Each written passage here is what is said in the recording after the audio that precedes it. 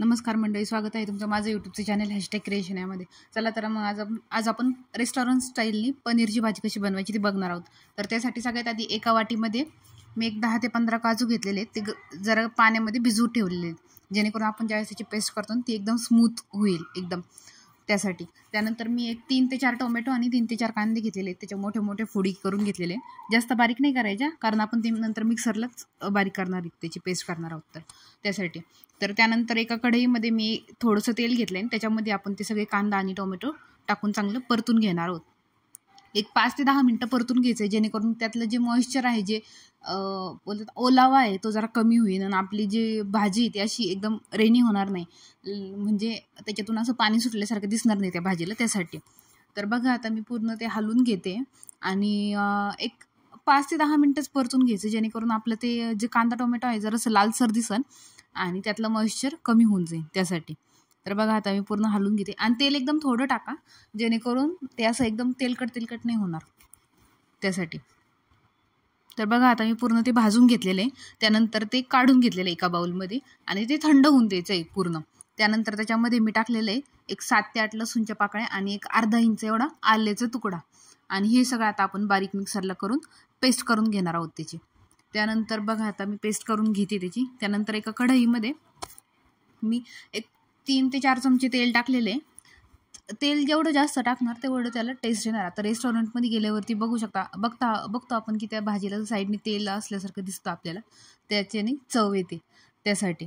तर बघा आता मी एक 4 चमचे तेल टाकून घेतलेले आहेत कढईमध्ये आणि त्यानंतर त्याच्यामध्ये कढई चांगली तापली की त्यामध्ये आपण जी पेस्ट केली होती, प्युरी केली होती टोमॅटो कांद्याची, ती टाकून घेणार आहोत आपण.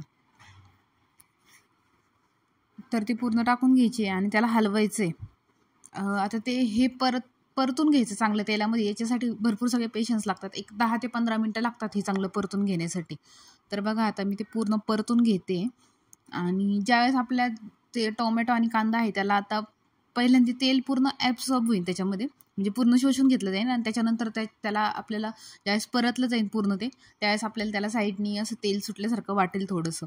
त्यावेळेस समजायचं की आपलं ते जो प्युरी आहे ती चांगली भाजली गेली, परतली गेली. तर बघा आता मी पूर्ण त्याला परतून घेते. तर तोपर्यंत तुम्ही जर माझ्या चॅनलवरती नवीन असाल तर तुम्ही माझ्या चॅनलला लाईक करा, माझ्या व्हिडिओजला लाईक करा, चॅनलला सबस्क्राईब करा आणि व्हिडिओ शेअर करा.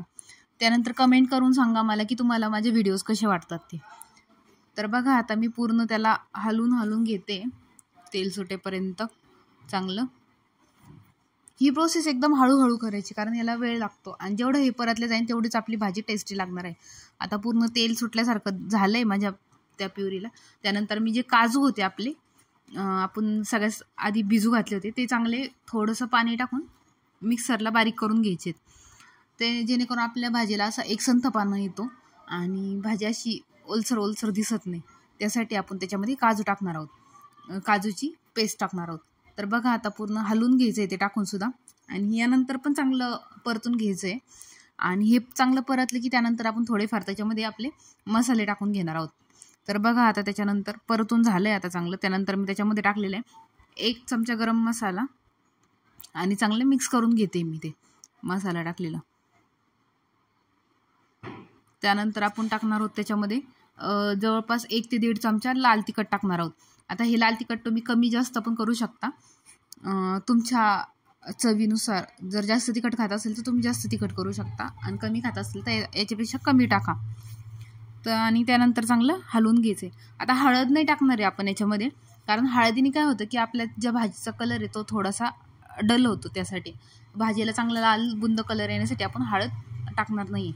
आणि जर तुम्हाला कलरचा काही इश्यू नसेल तर तुम्ही टाकू शकता. त्यानंतर आता मी त्याच्यामध्ये टाकलेलं आहे आपला जो पनीरचा मसाला असतो तो टाकलेला आहे पूर्ण 1 ते 1.5 चमचा आणि चांगलं हलवून घेतलेलं आहे परत. आणि हे टाकल्यानंतर पण चांगलं हलवून घ्यायचं. त्यानंतर आपण त्याच्यामध्ये थोडंसं पाणी टाकणार आहोत 1 ते 1.5 चमचा, जेणेकरून आपला मसाला आहे तो पूर्ण शिजला जाईल त्या प्युरीमध्ये, त्यासाठी. आता बघा मी पाणी टाकून परत हलवून घेतलेलं आहे त्याला आणि याच्यामध्ये शिजून द्यायचा मसाला पूर्ण, जेणेकरून मसाला आपला चिटकत पण नाही खाली कढईला आणि चिटकत पण नाही आणि करपत पण नाही त्यासाठी. त्यानंतर आपण त्याच्यामध्ये टाकणार आहोत पनीर. आता मी 1 वाटी पनीर घेतलेले आणि ते पण टाकून घेतलेले. पनीरचे छोटे छोटे तुकडे करायचे. आता भरपूर वेळेस काय होतं की तळून पण घेतात पनीर आणि तळल्यानंतर ते गार पाण्यामध्ये टाकायचे. पण कसं होतं की त्याला असा एक हार्डनेस येतो, कडकपणा येतो, जेणेकरून आपल्याला ते कधी कधी जास्त हार्ड वाटतात, तर मग ते खाण्याची इच्छा होत नाही. त्यामुळे मी दरवेळेस असंच टाकते, कच्चंच टाकते, त्याला काही फ्राय वगैरे करत नाही. आणि ते फ्राय करताना खूप तेल ओढून घेतं, शोषून घेतं. त्यामुळे पण ते स्किप करायचं तळणं. किंवा मग तुम्हाला तसं आवडत असेल तर तुम्ही तसंही करू शकता.